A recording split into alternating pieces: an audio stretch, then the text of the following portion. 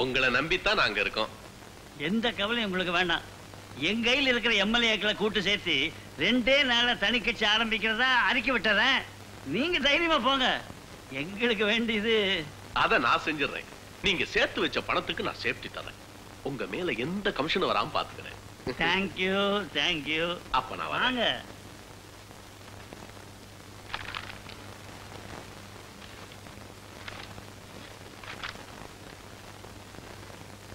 வணக்கம் TMR. Hello Chamaraj, வாங்க வாங்க. வணக்கம்.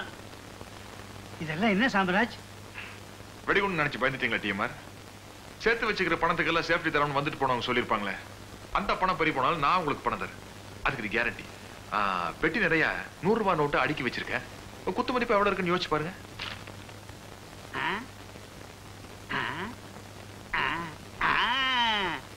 1,40,22,500 ரூபாய். எப்படி இவ்வளவு கரெக்டா சொல்றீங்க? 20 வருஷமா இதைத்தான் நடந்துட்டு இருக்கோம். பாத்தீங்களா, இப்படிப்பட்ட நல்ல உள்ளங்களை நம்பி நம்ம தமிழ்நாட்டு ஜனங்க 20 வருஷமா ஓட்டு போட்டுக்கிட்டு வராங்க. நீங்க 2 கட்சியா பிரிஞ்சா கூட அவங்க எல்லாம் ஒரே முடிவா உங்க 2 பேர்ல யாரோ ஒருத்தர் தான் அவங்கள கொள்ளையடிக்கணும், மன்னிக்கணும், ஆளணும் அப்படின்னு ஆசைப்படுறாங்க. அந்த ஆசைக்கு நீங்க குண்டு வைக்கலாமா? அடுத்தவங்க கிட்ட ஆட்சி ஒப்படைக்கலாமா? என்னோட பர்சனல் விரோதத்துக்காக நான் இதை சொல்லவே இல்லை. இந்த நாட்டு மக்கள்ல நானும் ஒருத்தன் அப்படிங்கிறதுக்காக சொல்றேன். கட்சியை உடைக்காதீங்க, ஆட்சியை கவுக்காதீங்க. அப்படி இப்படி எல்லாம் அளக்க முடியாது. என்ன சொல்றீங்க? ராமராஜ், உங்க சொல்லுக்கு நான் கட்டுப்படுறேன். ராஜமோகனுக்கு வாக்கு கொடுத்துட்டேன். அதனால சம்பந்தப்பட்ட எம்எல்ஏக்களை எல்லாம் அவரை சந்திக்காம நீங்க பாத்துக்கணும். அதை என்கிட்ட விடுங்க, நான் பாத்துக்கிறேன். இந்த வாக்குறுதி நிலைக்கும் இல்ல? சத்தியமா சார், நான் மாற மாட்டேன்.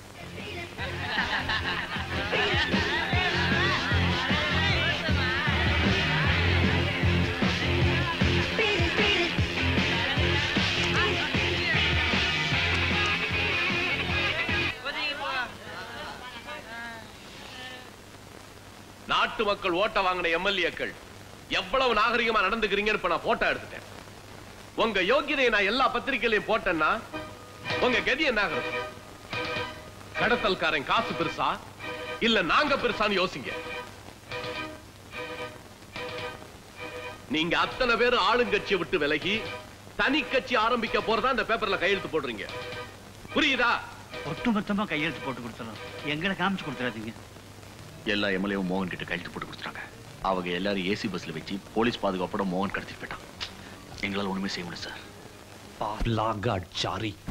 கூட இருந்த குடி பறிச்சிட்டான். எதிரி கிட்ட எல்லா விஷயத்தையும் சொல்லிட்டான். We are in a big fix now, boss. நம்ம தான் கையில இருந்த எல்லாத்தையும் கொடுத்துட்டோமே. இப்போ நம்ம கிட்ட வேற என்ன இருக்கு? தில் இருக்குப்பா, செம்ம தில்லு. கூடவே இந்த தன்மான உணர்ச்சி வேற இருக்கா. இதெல்லாம் சேர்ந்துதான் பிளாட்ஃபார்ம்ல இருந்த என்ன பெரிய மனுஷனாக்கி இருக்கு. இந்த மோகனோட பகையாளிங்கிறதுக்கா நான் சொல்லவே இல்லை. ஆனா ஒரு போலி அரசியல்வாதி இந்த நாட்டை ஆளக்கூடாது. இதுக்கு நான் ஒரு முடிவு செய்யறேன்.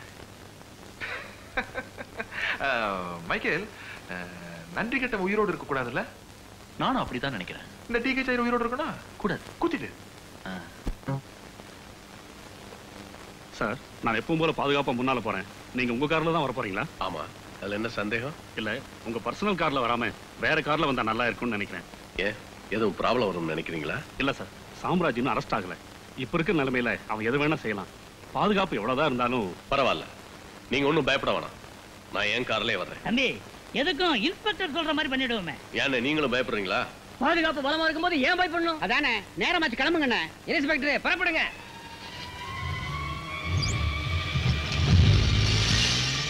எங்கள் ஓட்டு ஆராய்ச்சி ஒழிக்கும் சத்தியவான். எங்கள் ஓட்டு ஆராய்ச்சி ஒழிக்கும் சத்தியவான். எங்கள் ஓட்டு ஆராய்ச்சி ஒழிக்கும் சத்தியவான். வெளியில கோஷத்தை கேட்டீங்களா? சாராயத்தை ஒழிக்கிற சத்தியவானா நம்ம ஆளு. மக்கள் கிட்ட அப்படித்தான் நடிக்கணும் சின்ன பிள்ளை. யோக்கியனா வேஷம் போடணும், அத பார்த்தவங்க கோஷம் போடணும். அதானே அரசியல். கரெக்டா சொன்னீங்க. ஏழையின் சிரிப்பில் இறைவனை காண்போம் அப்படின்னு சொல்லிக்கிட்டு 10 வருஷம் பதவியில உட்கார்ந்துகிட்டு இருக்கானுங்களே, இவனுங்க எந்த ஏழைய சிரிக்க விட்டானுங்க? எவனாவது கேட்டானா? சார், வசந்தபால வராங்க. யோ, வசந்தபால வராங்க, எந்திரியா. வாங்க வாங்க வாங்க வாங்க. ஒரு ரவுண்ட் போடுறீங்கடா. அம்மா தண்ணி போடுறது இல்ல, கும்பல்ல தனியா தான் போடுவாங்க. தம்பி யாரு, புது சர்வெண்டா? நோ நோ, சர்வெண்ட் இல்ல, புது ஹஸ்பண்ட். அடே ஹஸ்பண்ட் சஸ்பெண்ட் பண்ணிட்டாங்க. இந்த ஆளை பத்தி என்ன விசாரணை? மோகன், இந்த தொகுதி மக்கள்லாம் உன் பக்கம் தான்.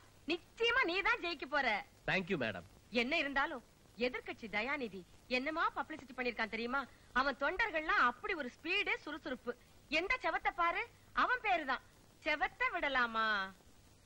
அரவிந்தன் சார். என்ன அரவிந்தன்? என்ன சார்? பெருசா என் உருவத்தை கட் அவுட் போடுறீங்க, போஸ்டர் அடிக்கிறீங்க, செவத்தை விட்டுட்டீங்களே, அதுல என் பேர் எழுத வேணாமா? சார், செவத்தை எல்லாம் எதிர்க்கட்சிக்காரவங்க கவர் பண்ணிட்டாங்க சார். கவர் பண்ணா என்ன? அதை அழிச்சிட்டு நம்ம வேற எழுதுங்க. கலாட்டா எதுவும் பண்ணாங்கன்னா ஆளுங்கட்சி நம்ம பக்கம் தானே. போலீஸ வச்சு லத்தி சார்ஜ் பண்ண சொல்லுங்க. சார், நாமெல்லாம் அறப்போர் அகிம்சை வழியில போறவங்க. அறப்போர்னாலே போலீஸ வச்சு உதைக்கிறதாயா? போங்கய்யா, போய் முதல்ல செவத்தக்க வணிங்க. டேய், என்னங்கடா ஊர்ல உள்ள எல்லா சவத்துலயும் நீங்களே எழுதுனா நாங்க எங்க போய் எழுதுறது? மரியாதையா இந்த சவத்தை எங்களுக்கு விட்டு கொடுங்க. விட்டு கொடுக்கறதா? இது என்ன உங்க அப்பா விட்டு சொத்தா? அப்ப விட்டு சொத்து இல்லடா, எங்க பாட்ட விட்டு சொத்து.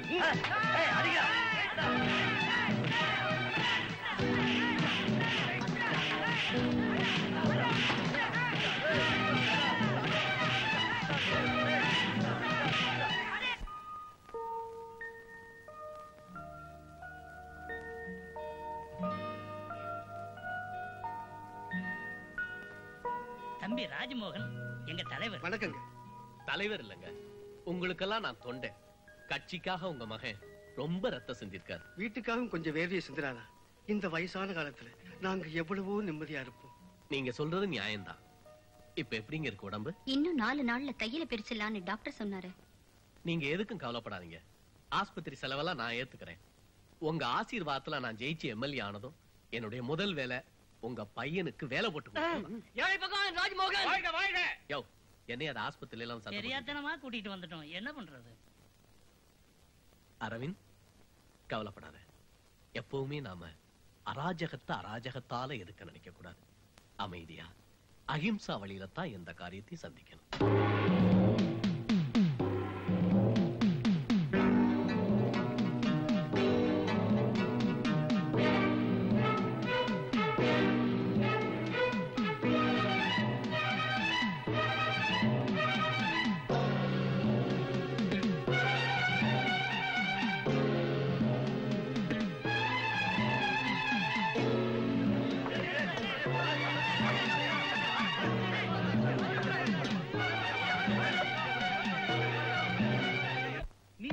யாரா இருந்தா உனக்கு என்ன?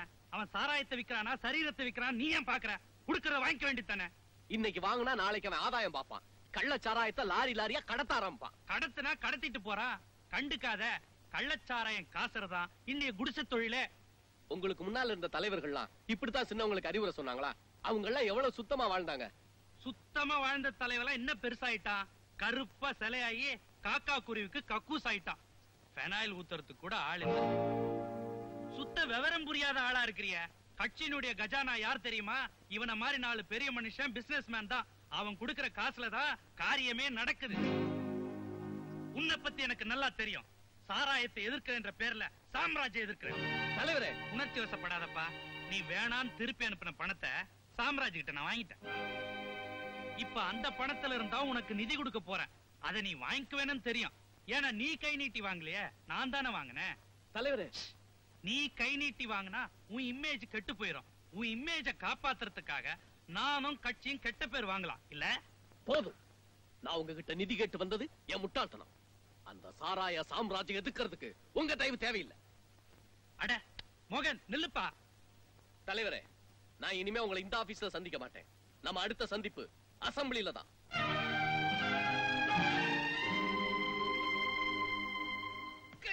தலைவர் தலைவர் ராஜ்மோகன், எம்எல்ஏ ராஜ்மோகன், மக்கள் தேசிய கட்சி தலைவர் தலைவர் ராஜ்மோகன், ஓத்தைக்கா மாவீரன் தலைவர் ராஜ்மோகன், எம்எல்ஏ ராஜ்மோகன், ஓத்தைக்கா மாவீரன் தலைவர் ராஜ்மோகன், ஓத்தைக்கா மாவீரன்.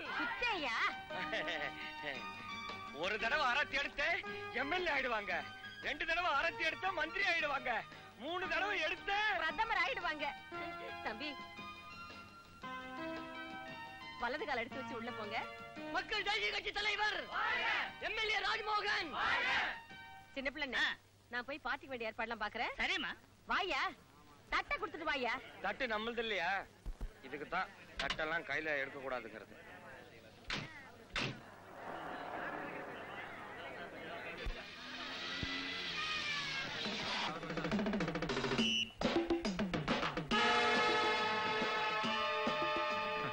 இவனுங்களுக்கெல்லாம் ஒரு கோடி. சாராய் சக்கரவர்த்தி சாம்ராஜ் சொல்லுங்க ஒழிகான்னு. வேலையில்லா திண்டாட்டு காலத்துல இப்படி ஒரு வேலை கிடைச்சிருக்குன்னா அதை பயன்படுத்திக்க வேண்டியதானே. உழைக்கவா போறீங்க? உழை எடுத்தானே போறீங்க. என்ன ஒழிகன்னு சொல்றதுனால உங்களுக்கெல்லாம் ஒரு 4 காசு கிடைக்குன்னா நமக்கு ரொம்ப சந்தோஷம். சொல்லுங்க. சரி விட்டுருங்க. தம்பி எவ்வளவு கேமரா வச்சிருக்கீங்க? அடிக்கடி எடுக்காதீங்க, ரிப்பேர் ஆயிடும். நம்ம ஜனங்க ரொம்ப நல்லவங்க. மேடையில ஏறி எதை எவன் சொன்னாலும் உடனே நம்பிடுவான், கையை தட்டிடுவான். அப்படித்தான் இருக்கணும். அப்பதான் நமக்கு வசதி. உள்ள வரலாமா? குட்டுமா, எம்எல்ஏ ஆனதுக்கு அப்புறம் கூட என்ன பார்த்து மரியாதை எந்திரிச்சிட்டியா? ரெஸ்பெக்ட்ல எந்திரிக்கல, காலுக்கு ரெஸ்ட் கொடுத்தது போதும்னு எந்திரிச்சேன். Very very good. நல்லா சமாளிக்கிறப்பா. அரசியல்வாதி இல்லையா? அப்புறம் சார், எல்லாரும் அப்படியே கொஞ்சம் காத்தாட வெளியே போயிட்டு வரீங்களா? ஒண்ணு இல்ல, பழைய ஃப்ரெண்ட்ஸ் வாடா போடான்னு பேசிக்குவோம். ஓ, ஜால்ரா போடணும் இல்ல, ஜுஞ்சக் தட்டுனா அப்புறமா வந்து தட்டுங்க.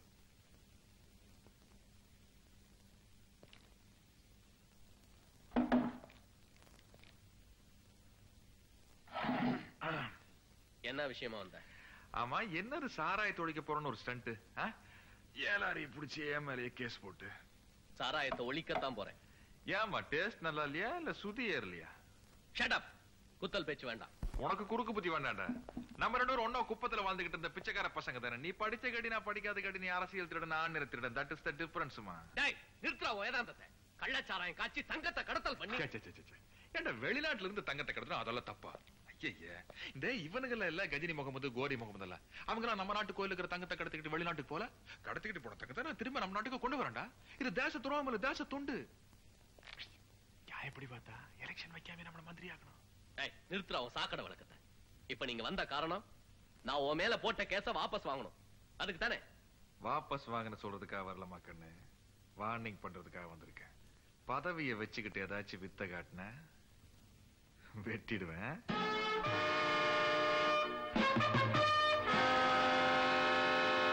Thank you sir. எவ்வளவு பெரிய பாலிட்டிஷியன் நீங்க, எங்களை எல்லாம் மதிச்சு ஒரு பார்ட்டி கொடுக்குறீங்கன்னா. கமிஷனர் சார், இதெல்லாம் என்ன பெரிய விஷயம்? நாளைக்கு நாங்க ஆட்சிக்கு வந்ததுக்கு அப்புறம் உங்க உதவி தானே தேவை. தம்பி, பாலிசியே தனிதான். மக்கள் சப்போர்ட் எல்லாம் ஜெயிக்கிற வரைக்கும் தானே. ஜெயிச்சதுக்கு அப்புறம் போலீஸ், கலெக்டர், வக்கீல் இவங்க சப்போர்ட் தானே தேவை. என்ன சொல்றீங்க? You are correct. Exactly correct. Your point is I like you. Oh, I'm sorry. It's all right. ஏய், எங்க மேன் கிளாஸ் காணோம்? ஜூஸ் வேந்துச்சு. கொட்டிட்டியா? குடிச்சிட்டேன். குடிச்சிட்டியா? இதோ ஒப்பிடுறேன். இதோ போட்டுறேன். கமிஷனர் சார், உங்க உதவி எனக்கு ரொம்ப தேவை. என்ன பண்ணணும் சொல்லுங்க. பொலிட்டிக்கலா எனக்கு இருக்கிற ஒரே எதிரி சாம்ராஜ் தான். சரி. அவன் சட்டத்துக்கு விரோதமா பல காரியங்கள் செஞ்சுக்கிட்டு சாமர்த்தியமா போலீஸ் கிட்ட இருந்து தப்பிச்சுக்கிட்டு இருக்கான். அவனை எப்படியாவது உங்க இன்ஃப்ளூயன்ஸ் யூஸ் பண்ணி உள்ள தள்ளிடுறேன், அவ்வளவுதானே. அதேதான். மிஸ்டர் வெங்கடாச்சலம், நீங்க கவலைப்படாதீங்க. அந்த சாம்ராஜ் ஏதாவது கேஸ்ல மாட்ட வச்சு அதிகப்படியான தண்டனை கொடுத்து உள்ள தள்ளிடுறேன். நீங்க கவலைப்படாதீங்க. ஆனா நீங்க மந்திரியா வந்த உடனே உங்களை அட்வொகேட் ஜெனரல் ஆக்கணும், அவ்வளவுதானே? சார், நம்மள ஐஜி ஆக்கிடுறேன். தம்பி, என்ன மறந்துட்டீங்கல்ல? நீங்க கவலைப்படாதீங்கம்மா. உங்களை குடிநீர் வாரிய தலைவி ஆக்கிறவர அண்ணன். என்ன அதுக்குள்ள அம்மா உன்னை மாத்திடுவாங்க. யாரும் மாத்திடுவேன். இந்த பாரு, உன் இளைஞரணி இப்ப உடனே ஒரு போராட்டத்தை ஆரம்பிக்கணும். பிரச்சனையே இல்லாம எந்த போராட்டத்தை சார் ஆரம்பிக்கிறது? பிரச்சனைய நான் தர்றேன். சாராய கடை, பிராந்தி கடை, மறியல். சார், ஆளுங்கட்சி லைசன்ஸ் கொடுத்து தானே அத்தனை இடத்துலயும் கடை வச்சிருக்காங்க. எப்படி சார் மறியல் நடத்துறது? ஆளுங்கட்சியே எதிர்த்திருப்பா, தப்பே இல்ல. இப்ப அங்க ஒரு கோஷ்டி பூசல் நடந்து இடைவெளி விழுந்திருக்கு.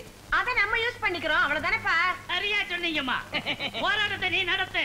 போலீஸ் வந்து ஆளுங்கட்சி அடக்குனா ஆளுங்கட்சியின் அராஜகம் ஒழிக ஒழிக அப்படின்னு கோஷம் போடு, தப்பே இல்ல.